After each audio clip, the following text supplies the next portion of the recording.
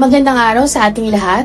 Ako po si Dr. Raquel Lopez, Head ng Department of Family and Community Medicine ng San Lazaro Hospital. Ngayong araw, ginugunitan natin ang World Neglected Tropical Diseases Day upang bigyang pansin ang mga sakit na matagal nang nakakaapekto sa ating komunidad, ngunit hindi nabibigyang pansin o napag-uusapan.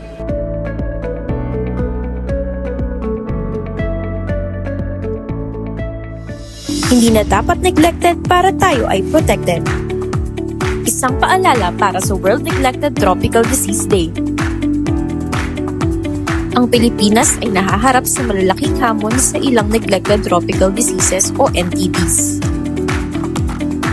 Ayon sa World Health Organization, mahigit sa 20 ang kinikilalang neglected tropical diseases sa buong mundo. At karamihan dito ay laganap at itinuturing na pinakamahalaga sa kalusugan ng publiko sa ating bansa. Ano-ano nga ba ang mga neglected tropical diseases? Una, lymphatic filariasis. Pangalawa, schistosomiasis.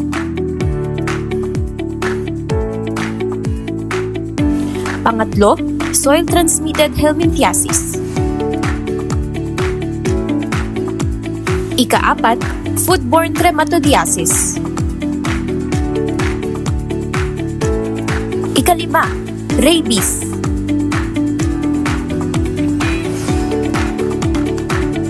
Ika-6, leprosy.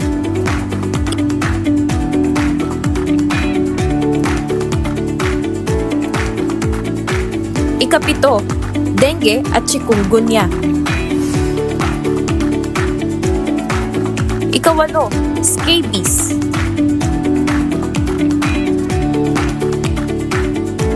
Ika-9, snake bite and venoming.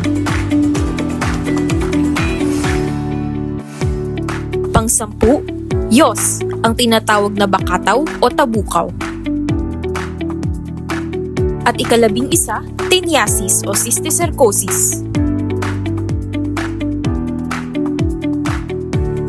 Paano nga ba ito maiiwasan? Hugasan at lutuin mabuti ang mga pagkain. Maghugas ng kamay at panatilihing malinis ang katawan maging ang kapaligiran. Makiisa sa mga mass drug administration sa inyong lugar. Magpabakuna kung kinakailangan. At ugaliing magpakonsulta sa doktor lalo na kung may nararamdaman. Ang mga sakit na ito ay maaring magdulot ng pangmatagalang karamdaman, kapansanan at stigma, lalo na kung hindi ito agad natutugunan. Sa araw na ito, sama-sama nating ipaalala na walang sakit ang dapat mapabayaan at walang komunidad na dapat maiwan. Muli, ako po si Dr. Raquel Lopez, kaagapay ninyo sa pagsusulong sa kaalamang pangkalusugan para sa SLH Health Bites.